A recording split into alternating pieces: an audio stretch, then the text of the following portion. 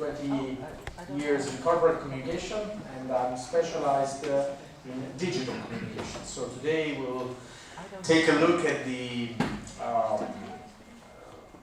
social media communication in particular. So this presentation is a brief introduction which will give you some highlight on how the social media world is evolving and how it can be approached as an opportunity. How can you manage issues coming from social media? So a lot of information. So feel free then to ask me for anything you may like to be a little bit discussed in further details. Some numbers about social media. This is the digital world in Europe. This is not just social media. It's a number of internet connections. We're talking about Europe as a continent, not European, not just European community. We have now more than 700 million internet users. A much bigger number of mobile users. So the mobile has by far exceeded the number of internet connections. We have more mobile users than just fixed line, regular line users. We have almost 500 million social media users, and most of them, the biggest part of them, access social media via mobile. So we have more and more mobile users of social media, which means people that access Facebook, Twitter, Instagram from their mobile phones. In fact, if we take a look at the percentage of persons which use that use social media compared to the number of internet users, we are talking about 60% on average of them. So 60% of people that access the internet and browse the web have an access and do something on social media, which is a huge number. This is time spent. If we compare the time spent on the web, which means every kind of activity we can do online, we see that at least 1/3 of this time is spent on social media, which is really incredible if you think that this is an average number. We have people that spend more than 5-6 hours a day on social media. So the average is more than 2 hours compared to the 6 hours which are spent online for work, for entertainment, and so on. This percentage is different depending on the country, but you see the numbers, the trend is this. Now, some further information about the different social medias and their growth in the last 3 years. You see that now Facebook has more than 2.2 billion users. It means that Facebook is the largest country in the world, by far. Because if you think that China has 1.5 billion people living there, and Facebook has 2.2 billion, it is a really incredible number. But it's even incredible to see how it grew in the last three years, because in 2017 it was 1.8. Yeah, please. Bonjour à tous. Hello everyone. Bonjour. Le temps passé, la joie Time used spent sur les réseaux sociaux, on social media. est-ce que c'est pour faire du n'importe quoi, Is it to do ou est-ce que c'est pour faire de l'utile? or is it really to make something useful? Alessandro? Ah, merci. Oui, donc après il y a les autres, mais... Okay. That's for everything. We'll see there is a slide on the different topics that are developed on social media, but that's really for everything, for entertainment, for looking for informations about restaurants, looking for informations about a new job opportunity. So everything you can think about. Is it possible to understand more the split, or it's a quite difficult? No, it is absolutely possible because most of social media release some statistical information about their users, what they do, and you yourself, you can access your personal insights on Facebook as well as on Instagram to see how many people access your account, from where, what do they do. You can manage campaigns, communication campaigns over Facebook users and see what's their reaction and which kind of comments they do. So it's if they are positive comments or negative comments. And social media are using more and more these informations for marketing purposes. Another question on this, because maybe this can help us to better understand. When you say that you can, it's possible to split and to understand if they are spending time on disease awareness information. Okay, let's take a topic that is really useful for us. How is there a website where you can go like Google Analytics, or for example something, or you should ask a specific agency or provider to get you this information? Just to understand. There is no place for aggregating informations. There are some platforms which provide you some statistical informations that are not exactly the best you can get from the web. You should take a look at each one of these social media to get further information. Then there are some kind of platforms which give you, like We Are Social, for instance, which release general informations and comparisons among the different behaviors on the different social medias and their numbers, their figures, every 6 months or every 12 months, like market informations. Okay. If I was coming in as well, on the likes of your Facebook and Twitter and all social media platforms, every post you have got has got its own analytical data behind it. So that will tell you how many interactions you have had on that particular post.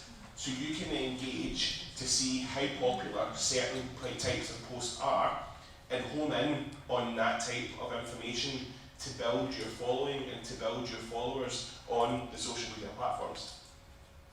That's a huge difference compared to the old communication campaigns where you used to buy half a page of a journal or a newspaper, and you didn't get any detailed information about your audience. Now if you put a banner somewhere on the web or you just write post, you get immediate information on the feedback of your users, quantitative as well as qualitative, because you can measure how many users for how many times and with what kind of feedback, which is very interesting, of course.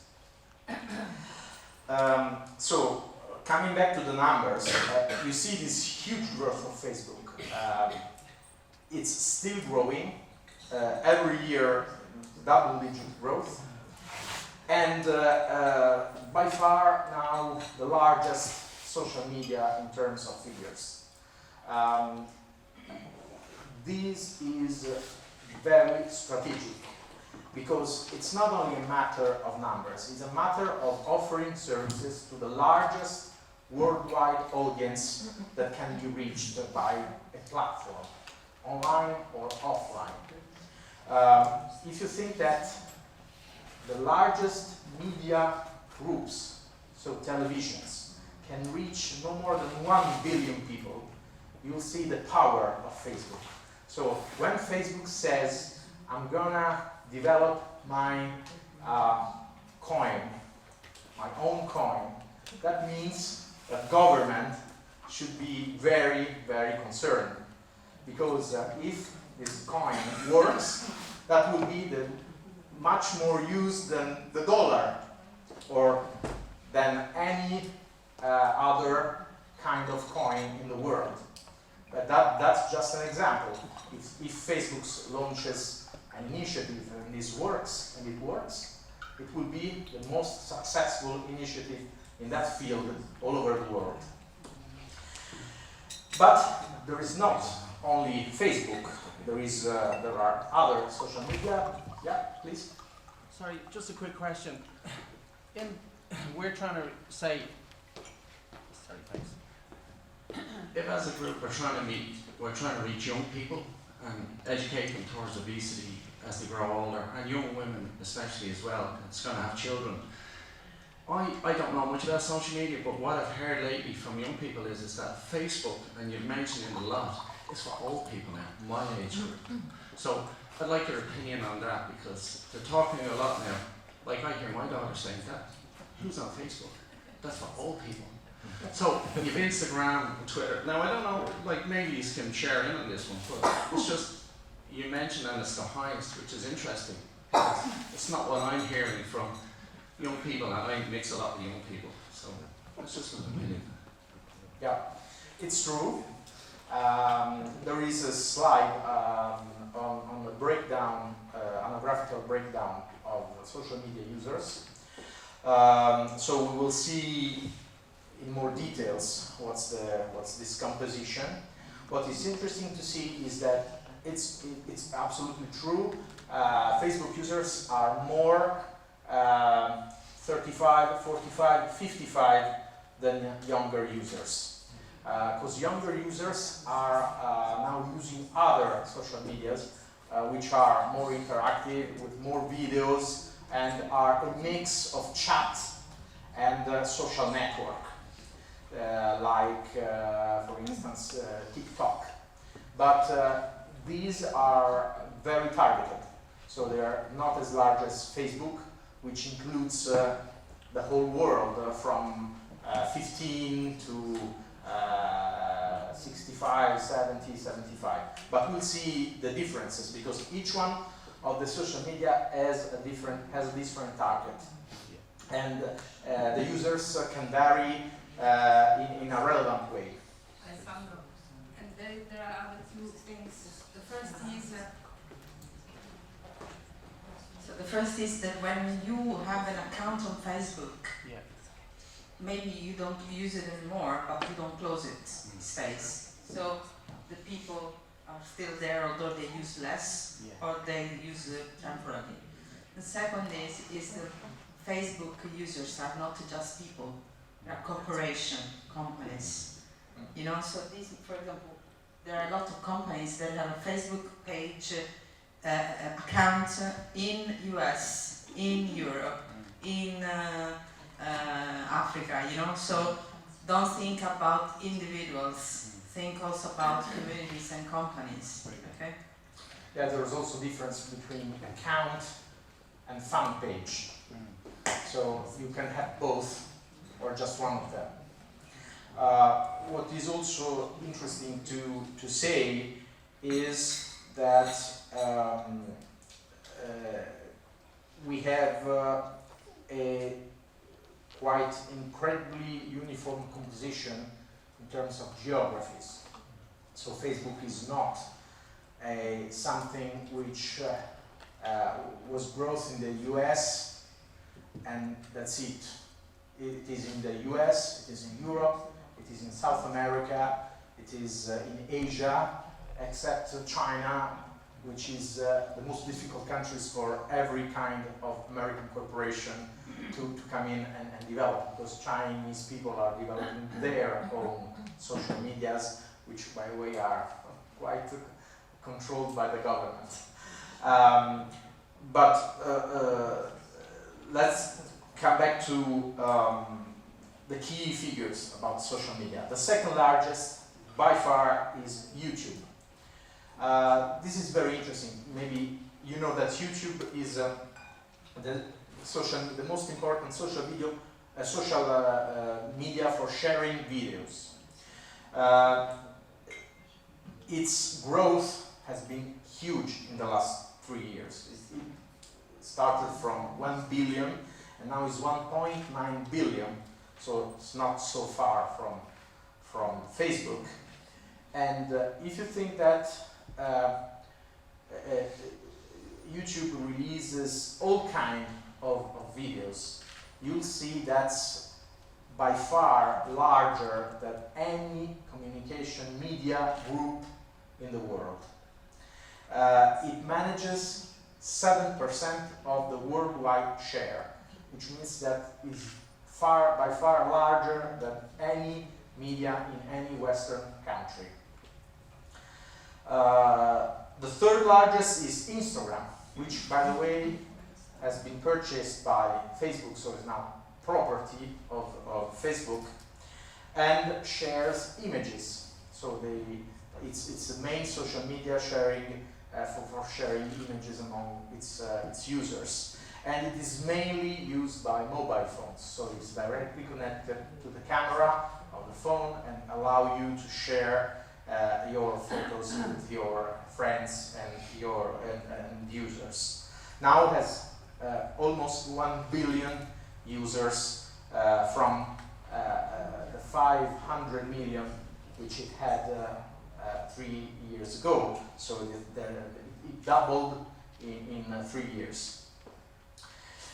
The fourth is Twitter.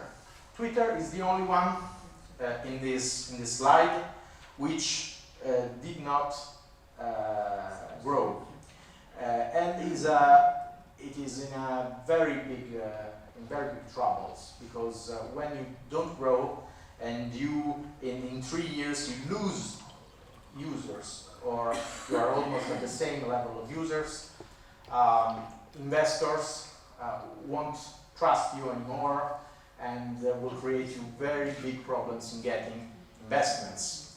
But on the other side, Twitter is still very important because it has become some kind of press office, online press office for most of the politicians as well as of the journalists.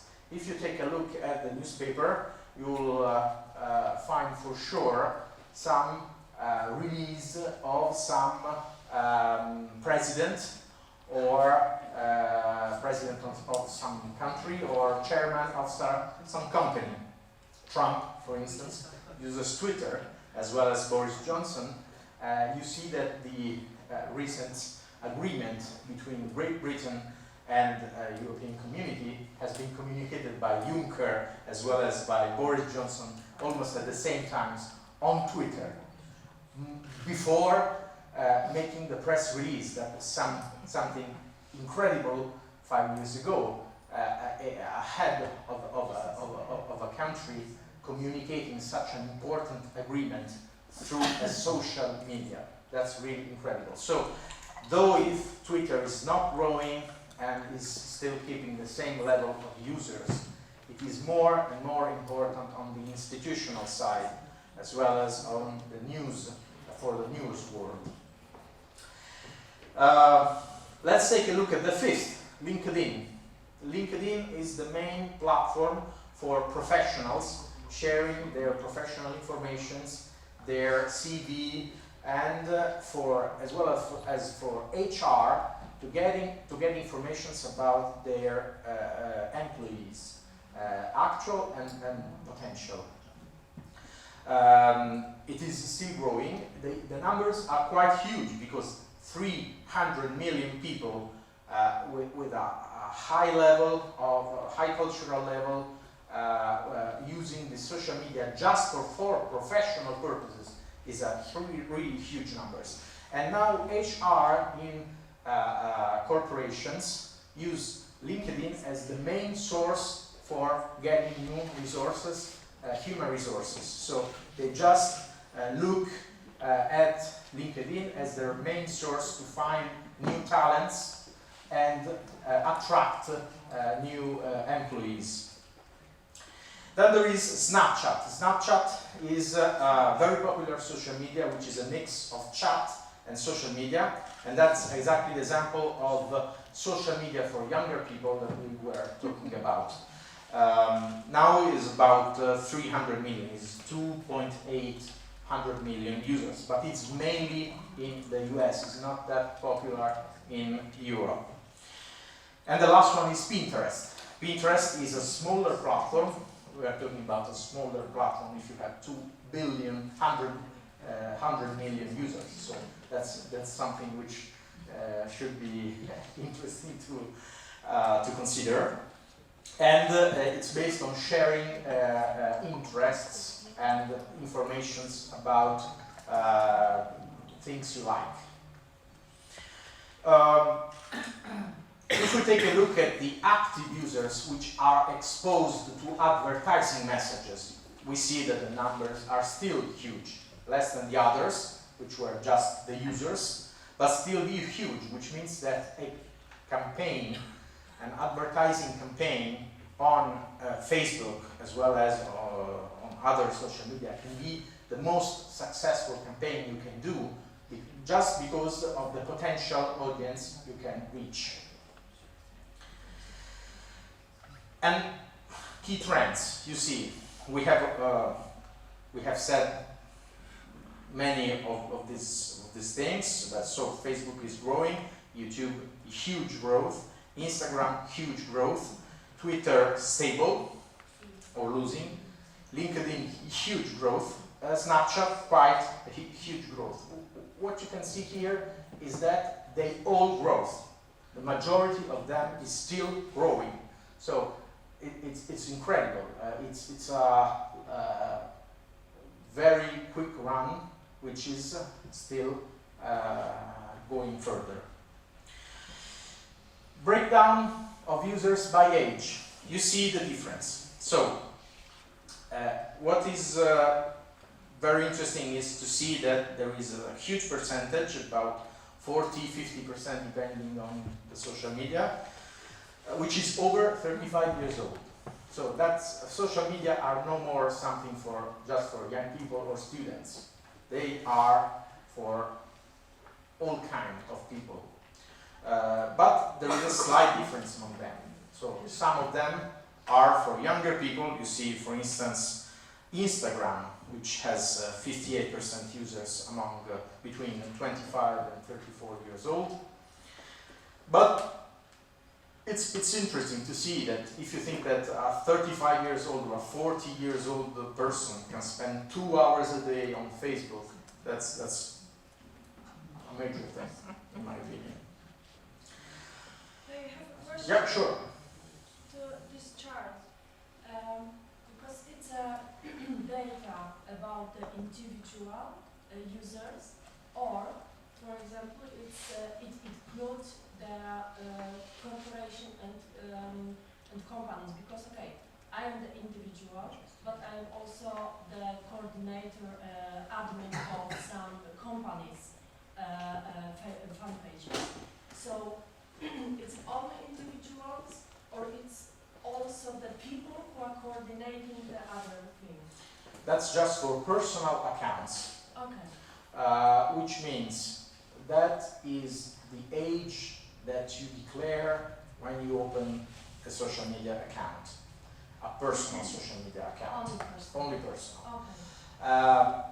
And this is a matter of trust between the social media and you, Yeah. and introduces to the problem of social media fakes, Yeah. which means accounts that are of non-real people or of real people with fake informations. That's a major problem. Social media are fighting against this problem because of the higher value that good accounts can have for advertising purposes, as well as for on the side of the companies for investing in that. Because if I know that here informations are true, I will be more confident in giving money to the social media. If I think that most of them are fakes, or that these anographical informations are not true, I will be a little concerned. I understand. Yeah. But that's just for individuals, so real persons. Most discussed topics. We were talking about what are the topics, what are the activities that users do online. We see that entertainment, so gaming and such these things, are the most important topic, but the second one is technology. So technology is also, by the way, the first e-commerce activity, so purchasing PCs, cell phones, accessories, and so on.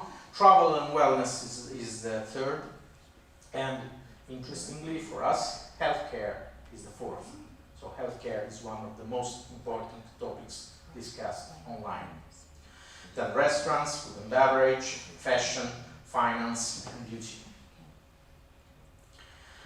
And what about obesity? Well, we did a research, and thanks to this research, we can introduce another important brand of the web world, which is Google. We did a research on Google about obesity, and we see that it is one of the most searched topics on Google, which is by far the most popular search engine in the world. It gets more than 85% of all the searches online, and a huge number of searches every day. So using these tools, you can see a comparison between some of the most important searches online in the healthcare world: oncology, hypertension, osteoporosis. And we see that obesity is almost reached the same level of interest of oncology, and it has more interest. It arouses more interest than osteoporosis and hypertension. So very important topic. I think if I could just come in there as well, I think these numbers here show just how important it is for us as an organisation to have a presence online and on social media as well. We can be part of that line when people are searching. So if people search, if we're on these search engines, then we increase our following, we increase the understanding of our message, and we get our message out there to the people. Yeah. And Google can tell you also from where the searches come. So you see on the map in a darker colors, which are the countries that have the most of searches about obesity. And you see there is a prevalence of Anglo-Saxon countries. We found this quite interesting, and you'll see the slide after that. And we also analyzed which were the most popular related queries. So you see that the most important query to search on Google is what is obesity, then childhood obesity, obesity rate, obesity BMI, obesity and diabetes. So it's very interesting because these are real data coming from the most important search engine. Please. Can I ask a question?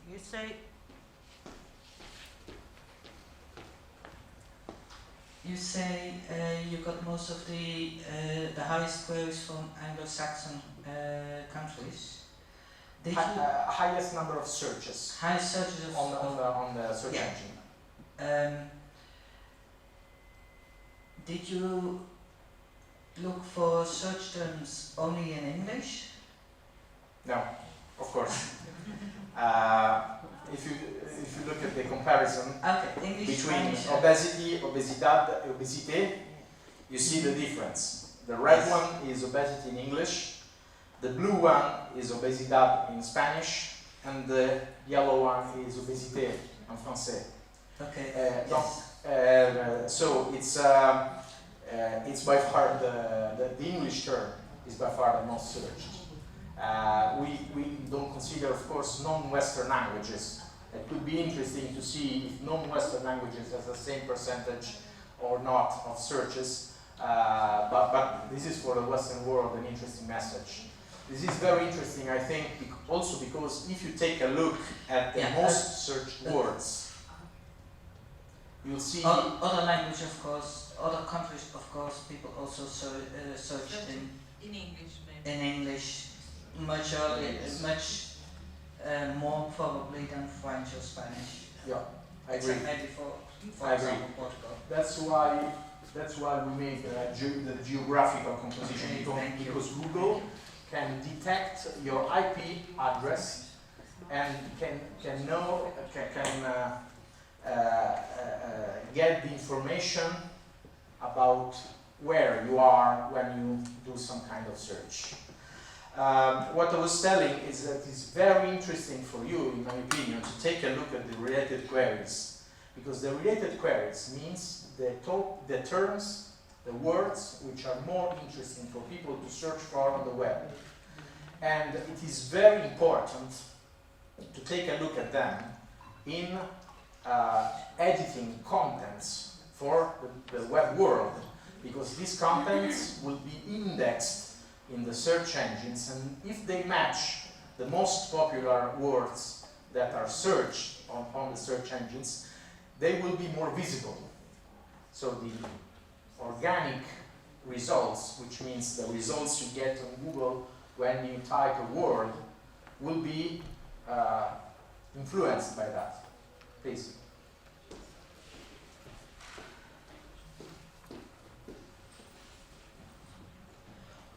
Again, it might be different in different languages, but for Germany, for instance, Adipositas, which is the German translation of obesity, is not that common at all. They search more for terms like overweight and weight loss and stuff like that. So did you do a comparison on different terms for the same thing? No, we just analyzed this term as an example. But we can do that because we have the tools to analyze each one of the most used terms and compare the frequency of the searches in each one of the countries.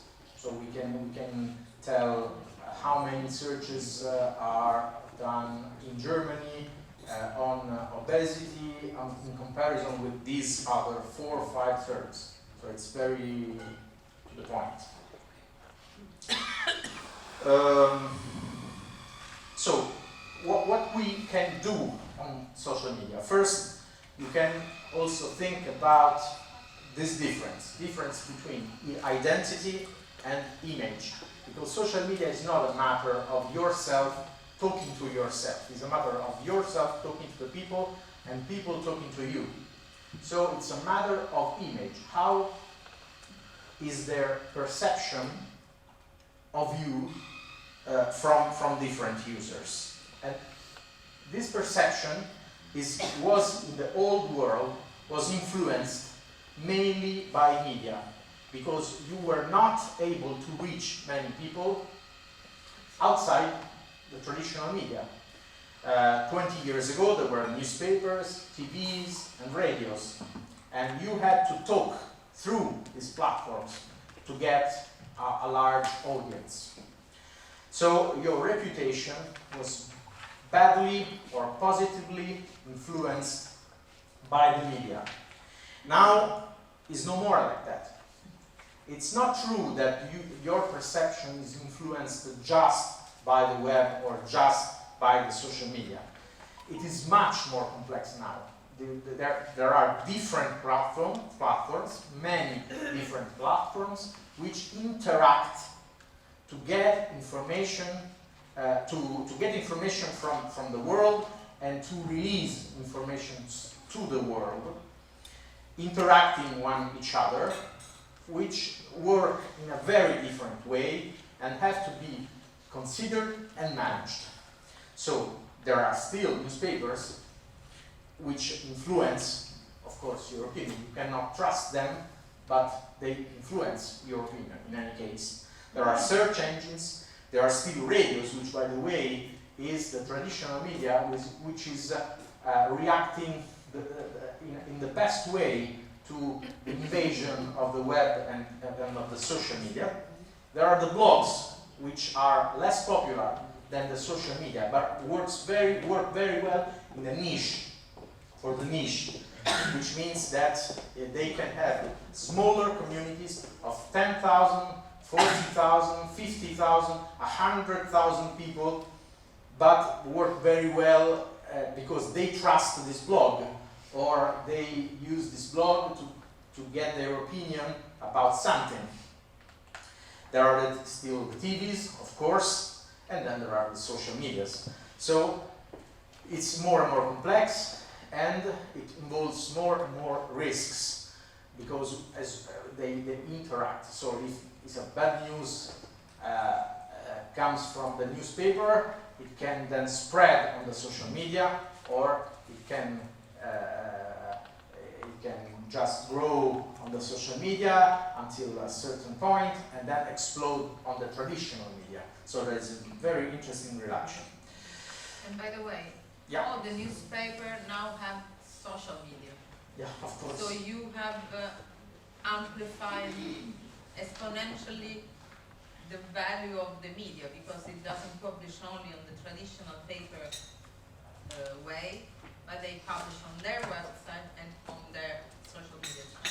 The same with radio, the same with blogs, TV, Yep. everyone. Yeah, but the blog doesn't have the printed, Yeah, that's true. and the radio doesn't have the printed, while the printed has the printed and the online. Yeah, and, that's true. okay, so it's quite different. And you also see that many newspapers are hosting blogs on their websites, and the journalists have become bloggers, and some of the bloggers have become journalists. So, what's the difference between old media and new media? I've just got some examples. You probably know Corbis. Corbis is the largest data bank for images, which was bought by Microsoft and includes some of the most important data banks for images. It is just controlled by a company. They sell photos. Flickr is a social media when users post photos and other users can get these photos. So it's no more a matter of one-to-many, but it's a many-to-many platform. Britannica. Britannica was the most popular encyclopedia. Now Britannica is not used anymore. Now we have Wikipedia. What's the difference between Britannica and Wikipedia? Britannica was powered by a company that chose the experts to write different terms and voices of the encyclopedia. Wikipedia can allow anyone to create a topic and a description of this topic. So, something incredible, because of course you have millions of different terms and topics, and millions of different contributions to these terms and topics, but you've got a very big problem. How can you check the truth of these topics? How can you check that they are done in a Credible way. In a credible way, of course. So that's a major problem. Wikipedia is promoting the model of the community checking, the community fact checking. That means that if anyone sees some bad information or incorrect information on Wikipedia, he can just write an email or post his correction, and the Wikipedia community will analyze and vote it. So it is working, but with some kind of problems. You can see if you are an expert and you just check on Wikipedia, I'm sure you will find some error on that. So it's still improving as a model. And then traditional media, Washington Post and Twitter. So now President of the United States talks no more to the Washington Post, talks to Twitter. Twitter is not receiving this message and re-elaborating this message as the Washington Post used to do.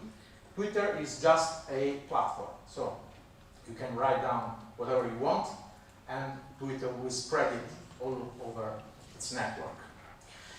And for contacts, Now, Plaxo is, I think it doesn't exist anymore, but it is a very, very nice example, because once you've got your Microsoft Outlook agenda with all the information about your contacts, now on the social medias you can get platforms which allow your contacts to update their informations, which means that they can update their personal cell phone number, their personal or business address, and you can get this information in real time on your agenda.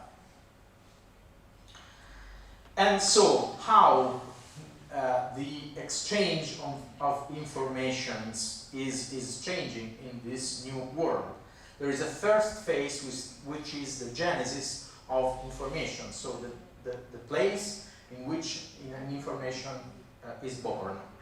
Then the broadening of this information, because this information gets the interest of a number of users which can spread the information on the same platform or on other platforms, because I can have a Facebook account, a Google Twitter account, and I can see something on Facebook and retweet it on Twitter.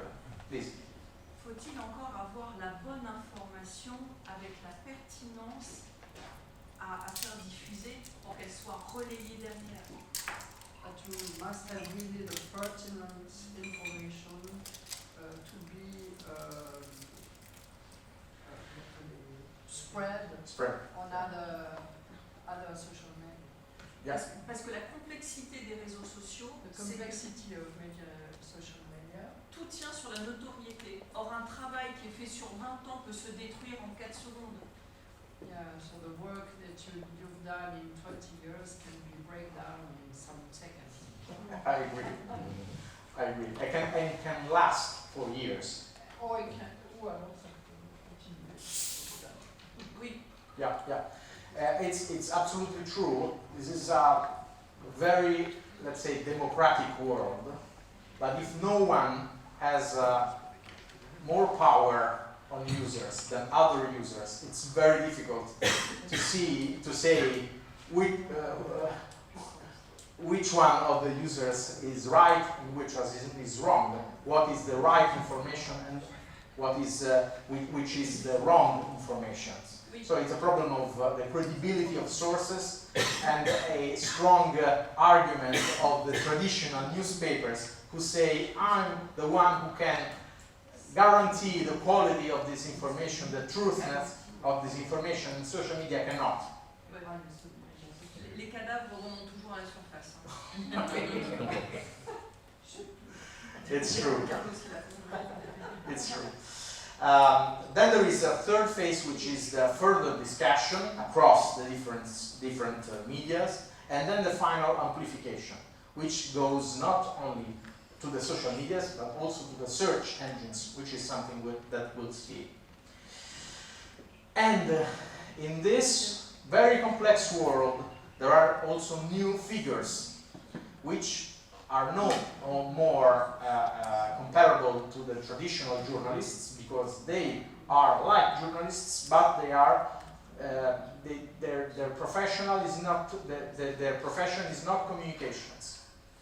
They are just a pharmacist powering a blog, a thematic blog, or a fashion blogger. By the way, this kind of bloggers can drive sales, so companies are more and more working with them to influence users through them, or an employee, which is a big problem for companies that can spread information, not authorized information, over LinkedIn or over other social media, even in an anonymous form, so with fake accounts.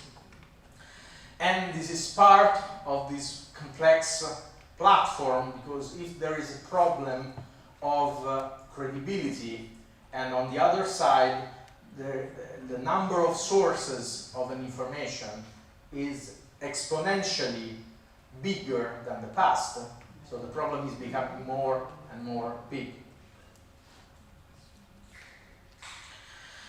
And talking about the possible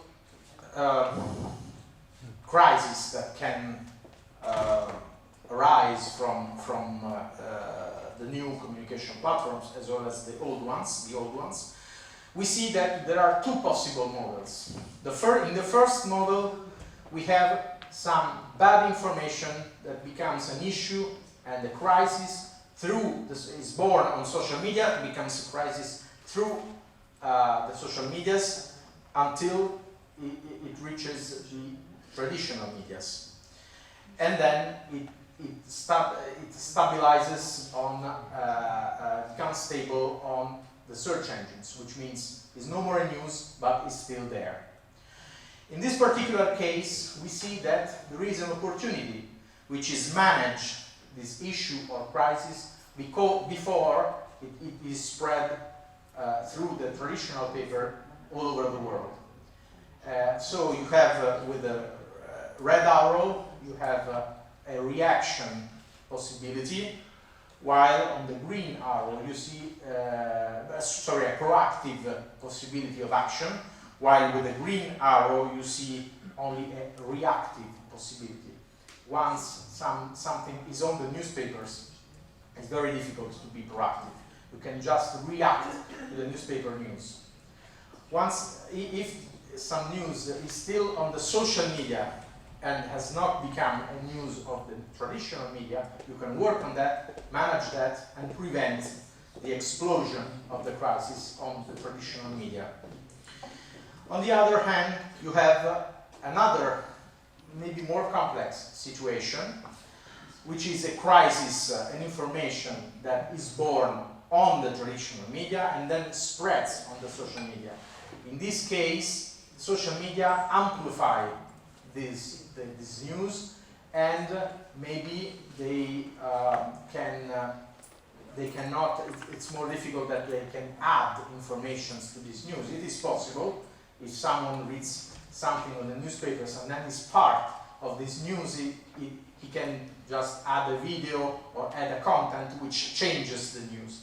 But the most common use of the social media in this case is just to comment and to do something, like a petition against someone or something. In this case, it's more difficult to be proactive. You have to be first reactive, and then you can be proactive when the news is called, and it becomes just part of the search engines or the social media, just to help this news become better and better in the months, in the following months, and in the following years. So, what are the key evidences that we can, some of the key evidence that we can get from this scenario? First, there is a speed which is no more the speed of traditional media. You have all these informations through the social media go at lightning speed, which means that it's a matter of hours to do something, especially for a company. Why? Because something on the social media can happen in 5 hours, 6 hours, with a number of users that can be of millions, because you just have to click on a button and then it spreads. It spreads on your 200 contacts, and then from them to their 200 contacts, which means 40,000, 40,000, and then 400,000, and then 4 million in just hours. People demand high transparency because fact-checking is easier than before. Because if anyone can tell something to the social media, and if he's part of that, he's witness of something, he can just post it, and you can do the fact-checking in a very easy way. Dialogue is very important, because now you can be a media, you can broadcast yourself, and you can be more popular than a traditional media. So you have become a media in one sense. And everyone has to manage the feedback as part of his message. because it's no more something like a one-way communication, it's more like elaborating a communication along with the users. So I just do the first message, I just prepare the first message, but then other messages will be prepared together with my users and my community. Everything is less formal because social media are, just a part of the world with all its complexity and all its diversity. So you have to be less formal and less institutional in one way. And that's very complex for companies because they usually have policies for communicating to external people. Search reputation delivers multimedia. Why? Because it's easier to get an information and to change someone's perception through a video than through a text. So you see that if you use images or videos on your messages through the social medias, they spread in a much easier way with a much broader audience. And brand detractors have the same tools and sometimes more than companies. Because if they have more followers and more interactions than a company, they can be stronger on a communication perspective than the company itself.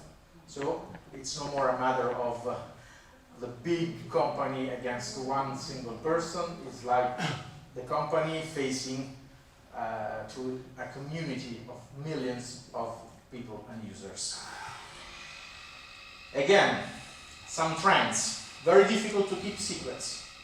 Why? Because if you are an employee, you have a Facebook account or a LinkedIn account, you can tell bad things about your company and or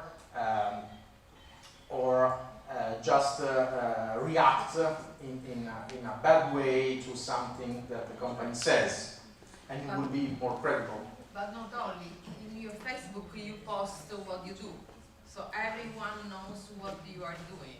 If you are in a congress, if you are skiing, so this is why it's also no secret, because beyond the company image or the professional image that each of us has, Facebook or Instagram, they are proof of what we are doing. So if we are at home, if we're not at home. So this is I think this is a really important point.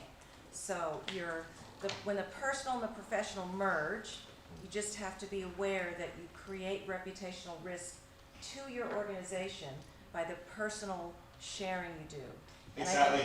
So that is exactly what this is about. So this communication guide, it tells you that you feel free to quote us, feel free to say what you're doing for us, but be careful how you actually say that. Don't be saying something that's going to damage us as a company.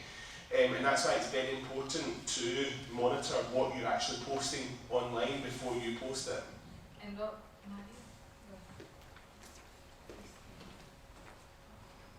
Yeah, and not quite relevant for us as an organization, but for us as employees, at least in Belgium. People have been discharged because of what they posted about their company in social media. So don't be too negative about the place you work. And of course you can get thrown out of ECPO if you're too negative. I don't think anyone here will do that, but theoretically that's possible. But depending on the country you live, you can be discharged, and at least in Belgium, the courts were agreed with that. So don't post everything to social media, I think, before you do. And another point, in the social media it's really difficult to differentiate your personal opinion from your opinion as a representative of an association or a company or a group. So be careful on the way you express yourself, which are your, because it's difficult to differentiate. People can take what is your personal opinion on a fact or a story, like the position of ECPO representative. So be careful on that, because maybe it's not your intention, but the audience can perceive it and can assimilate the two things. I totally agree, and some of the social media allow you to just include in your profile what's your role or profession, which means that it's very difficult for users to distinguish a personal position from the official professional position of your role. Yeah, the only thing is, for example, we as J&J, when we post on our social media channel, we need to include #mycompany. So that everyone knows that we are employees, and what we are saying is something that is related also to the fact that we are, it's not a personal opinion, but it's something that is strongly connected with the company we work for. But although I think that this is not enough, because if someone is misinterpreting what you are saying, the presence of the hashtag doesn't prevent people to do it, So this is why I also say be careful in the way we express ourselves, the opinion, because then it's not an hashtag that can help you. And if from that statement, then you create a big issue and the amplification is the one that you showed, Alessandro, it's difficult then to come back and say, oh yes, but I put an hashtag. But in the meantime, the word was spread and the conversation was really diffused. And always remember one thing also. Journalists are looking for news all the time on social medias.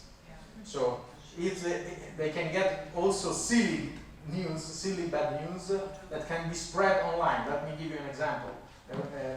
2 weeks ago in Italy, a teacher, I think a high school teacher, said that the two policemen were killed. And this teacher said, published on the Twitter account, I'm happy this one killed a policeman. She was fired the same week. And why? Because a journalist with the hashtag probably found this tweet on her account and published on Repubblica, the most important online Italian newspaper. So it spread all over Italy, and she was fired in a week.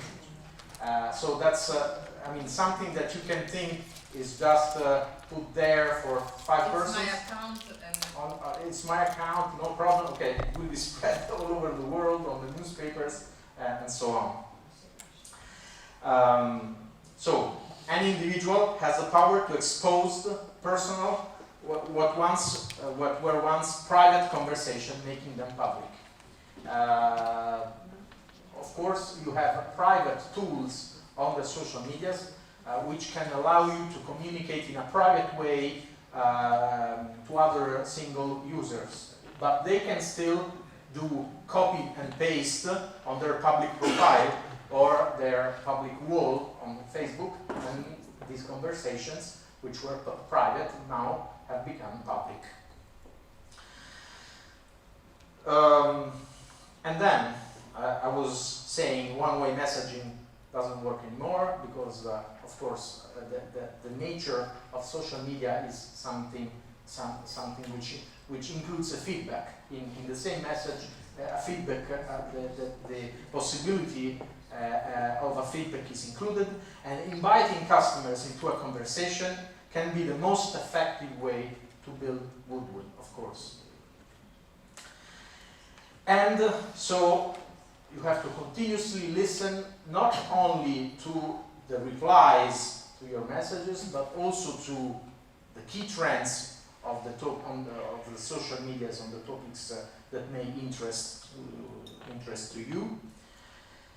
And then you, of course, it's not only a matter of communication. it's also a matter of knowing which are the rules of these social medias, not only to be more effective, but also to be understood by your audience. For instance, you cannot make a bad use of hashtags or replace a hashtag with a mention, which is something that is very technical, but implies a difference in the creation of your message and in how your message will be perceived. Because if I use a hashtag, I'm just trying to spread my message on a certain topic and to include it into a larger conversation. If I mention someone or something, I'm addressing this message to something or someone specific. So it is considered like a direct message to him, which can be viewed by the whole community. So the feedback is often public, of course. You can write a message and someone can write a reply to your message, which is read by the whole community of the people which are involved in the conversation. And then social media give also the opportunity to change your behavior, because if you see that there is bad feedback or that you made a mistake, on the social media it's much easier to say, okay, sorry, I'm replacing my previous message with a new one, so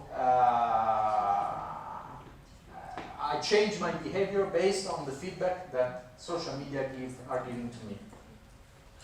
And remember that if you still want to use a one-way communication, in any case, everyone has the power and the tools to reply to your communication. So feedback is a natively part of the social media platforms, and you cannot change it.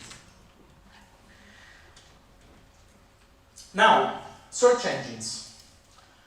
As you know, search engines are the most common way to access the web. So many people have google.com as their main first page to be opened when you open a browser. So you access the web through it. So it's becoming more and more important, not only because of its popularity, but also because while Google is working with technical algorithms to select the results, people still believe that they do fact-checking, which is not true. So if you type something on Google, you believe that on the first page there will be good contents, while Google is working only with a very complex algorithm based on popularity, recurrency of the same terms, words, and so on. So it's a technical way to select contents and present them to you. So be careful when you do a search, and be aware that people will trust the results of the search. And people are more and more concerned about the contents that Google is releasing on them. Why? Because just because they find them more popular than others. But they can be not true. They can be just false. And the situation is even more complex, because 15 or 20 years ago, Google was influenced mainly by the online versions of traditional media, mainly newspapers. So the first pages were often Washington Post, Financial Times, and the most popular newspapers. Now it's no more like this. You have probably the first results, which will be Wikipedia, which would be not Google because not Facebook, because Facebook and Google fight to be the first platform online, but you see Twitter, for instance. So social media are influencing more and more search results on the search engines. And another important thing, which we were saying, is that the results of something which has become very popular on you or on your topic can last as top results of the search engines for months or years. So you can find them after 4 years, 5 years, 6 years, and you say, well, but it's the old news, it's old. Many other news have become, have happened after this fact, okay? But maybe this was just the most popular, and it still is the first one of Google results. And we also have to know the difference between what is called organic research and sponsored research. Why? Because of course the first source of revenues for Google is advertising. So they sell keywords. You can purchase keywords and be part of the results on some kind of keyword. Google highlights this kind of keywords with a color on the top of the search bar or on the right. These are sponsored links. So by law, it is for them. They have to say that this is sponsored, while the white part will be just the organic. But people trust the organic search. So remember, there are these two elements, and the advertising part, so the sponsored links, can influence the organic search, because of course, if organic search brings contacts, the content will be more and more popular, and so the sponsored search, and so the organic search will be influenced by the sponsored search with organic results in the organic search. And if multimedia is more popular than text, multimedia will be more indexed than text. So if you use videos and images in your messages, they can become more popular than messages with the simple text. And then they can be indexed in Google in a better way than just simple text. You also see that Google has different, there is the generic search, which is the first page, but Google also has a video section, which is connected to YouTube, of course, which is a Google platform, and an image section, which just indexes the images. And that's very important, because if you are not popular for the text and you are not in the first Google page, you can still be in the image section. And if you have a nice graphic or a nice image, someone can click on the image and access your website. So it's a way to become more popular also for the text part. And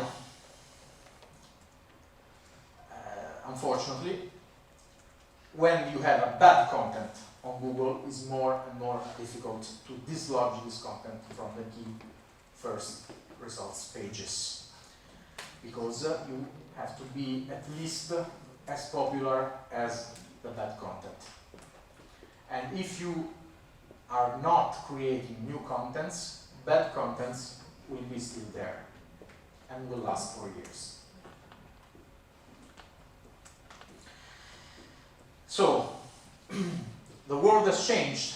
Now the communications are more and more difficult to do among users as well as among companies and users. And what kind of competence is required?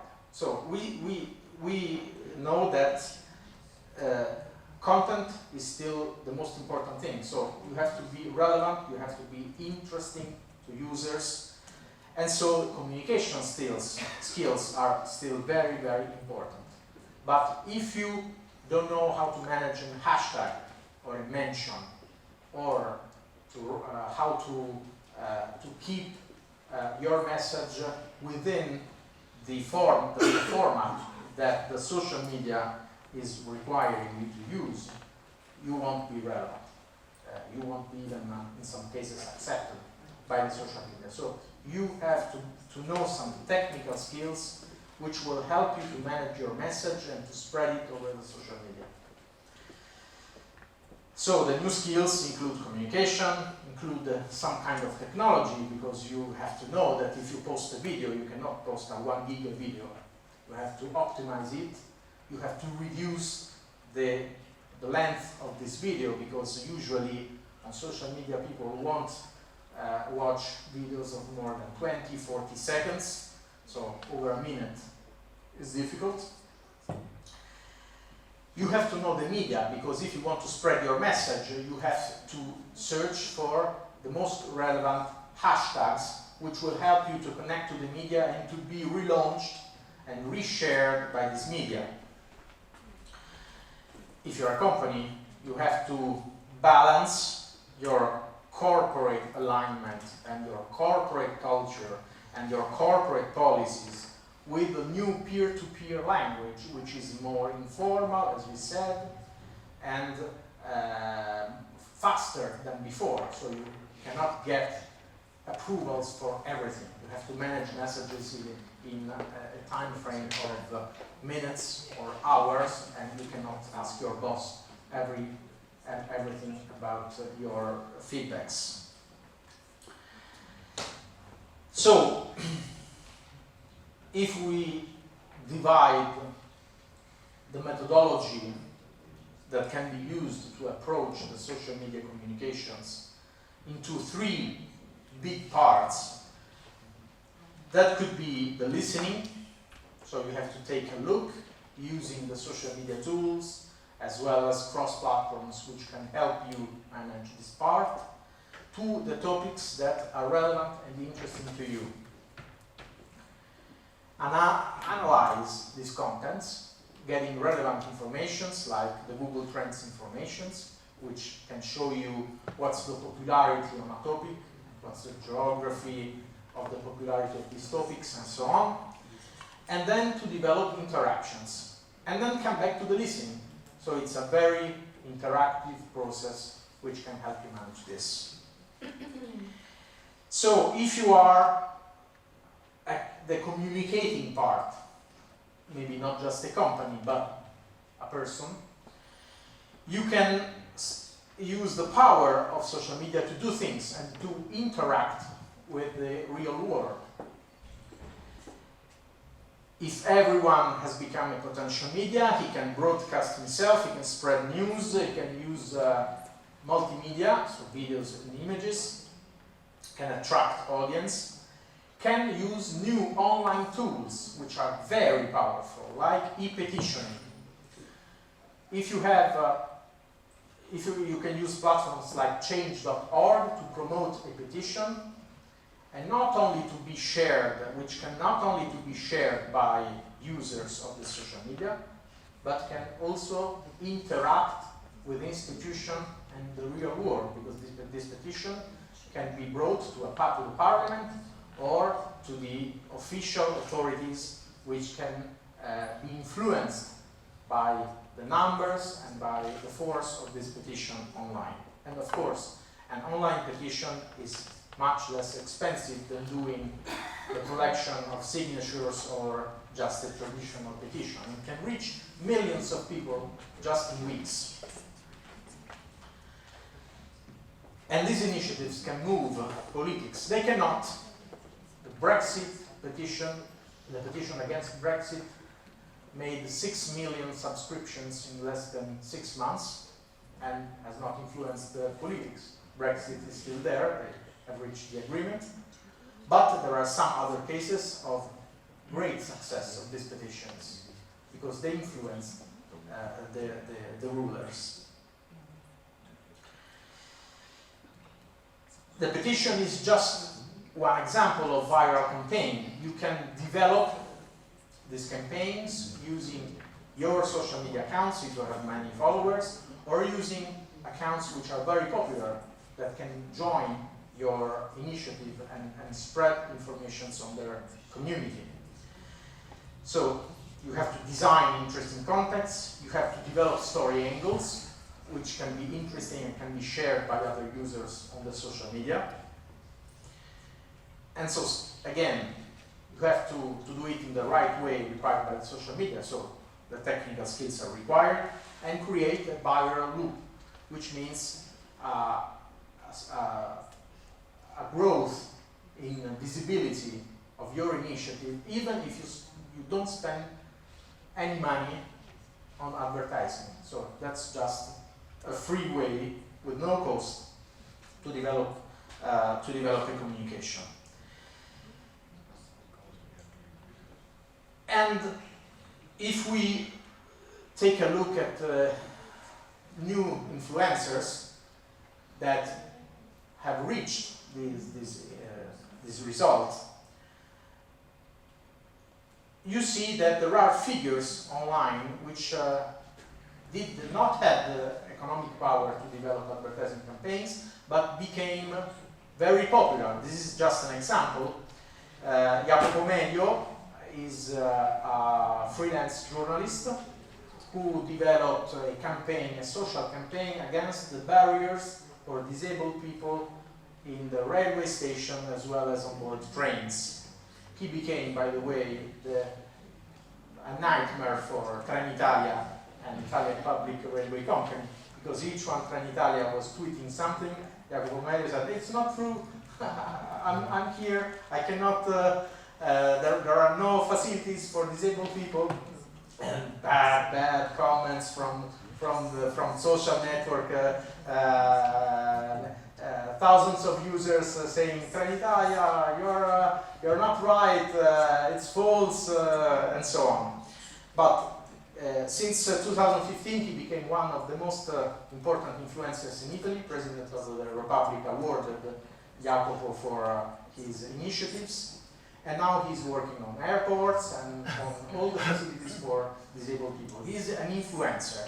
He has more than 500,000 followers and a very high reaction to all of his initiatives online. So he's an example of how you can manage these new tools in a very good way for you as well as for the community, and can interact with institutions becoming relevant online. So, thanks a lot. This was the last slide. I don't know if you have some more questions.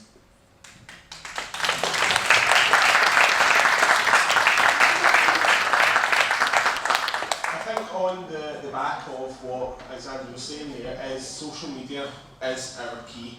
It's our key to communicating and to interacting with people who may not know the complexities of our disease.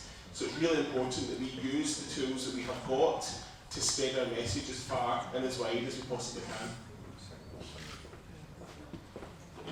Does anybody have any questions?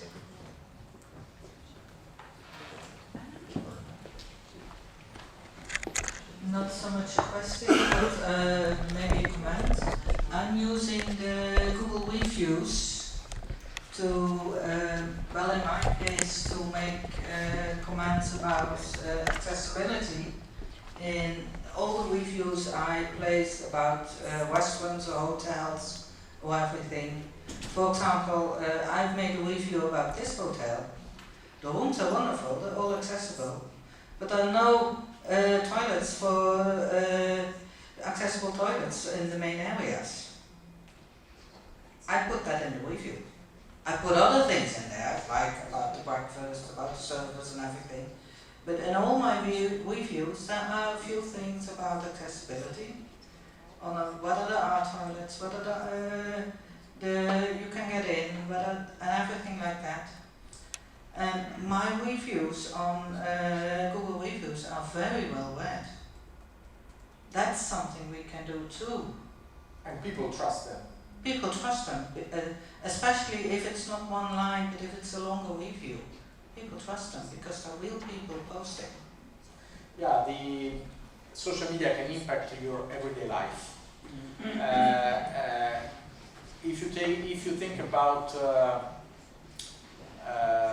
restaurants or hotels, they consider social media feedbacks as a major part of their communication. They are trying to drive it. I don't know if you noticed that most of the international hotel platforms ask you a feedback after your stay there, send you an email or contact your social media account to ask a feedback. So they're trying to drive this kind of feedback, which is of course can be hosted on every one of the social media platforms, but it's very relevant because if, as you do, other people will do, you can be sure that this will change things because the hotel will perform the activity to make a service better. We need that for airlines. Yeah, but for example, this is something that you can do, but for example, I'm an Amazon buyer, you know, I buy things on Amazon.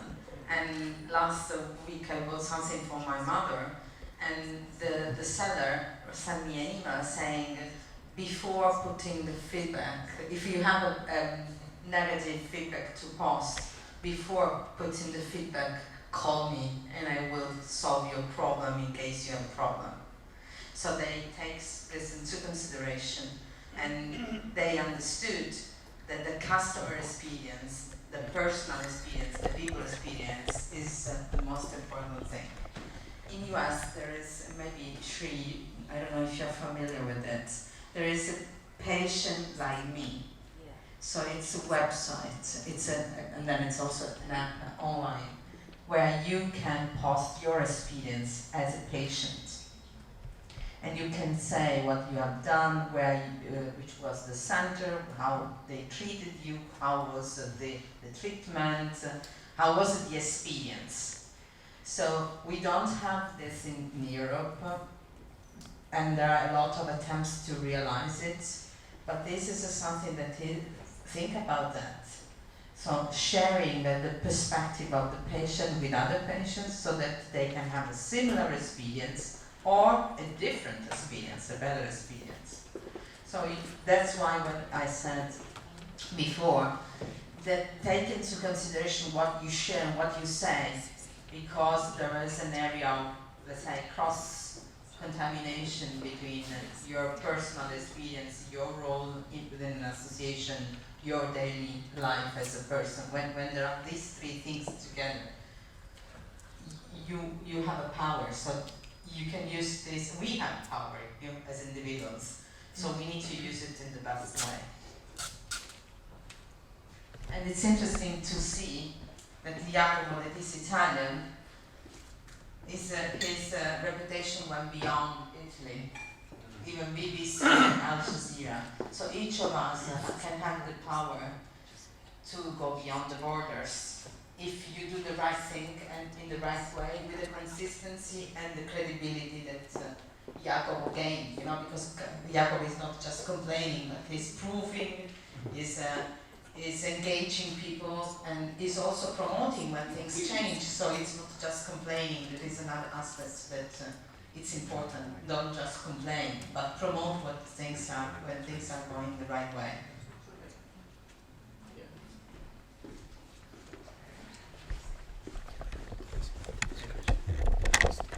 Yeah, I think the trend is changing as well. I think for businesses and people that, like yourselves, that use a lot of social media, people listen to it and it trends a lot.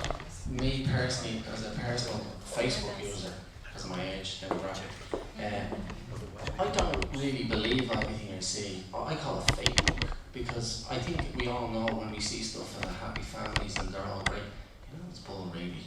So I think once you know that as a common sense attitude going into all of this, I think most people can read through the bull, if that makes sense. So that's just me on my own personal pages, and I put up a lot of funny stuff, and as I'd say, people don't like it, they're just so friendly. I don't take it too personally, but I think as a business, I think you're right. But I think it's hard for people that have a business and they have to come off their own personal page because they're worried what people think about them. It makes you not be human sometimes. Some people get too commercial. I don't know if I'm explaining myself here, because I'd hate to think that I can't be myself if I'm worried about what you're going to read about it being business, if that makes sense. I'm trying to.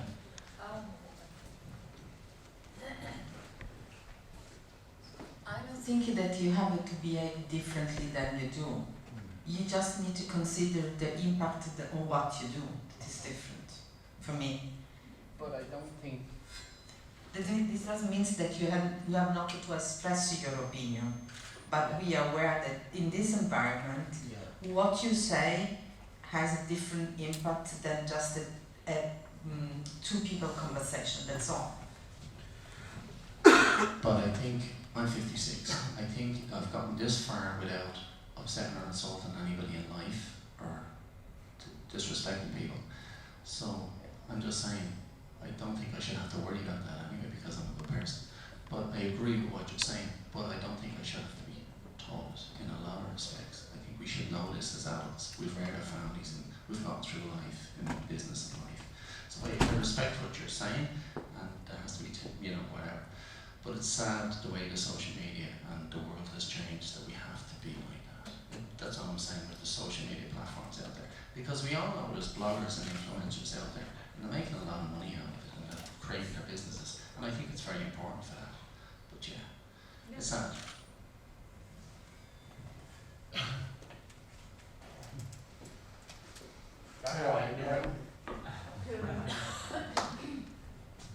Any other questions at all?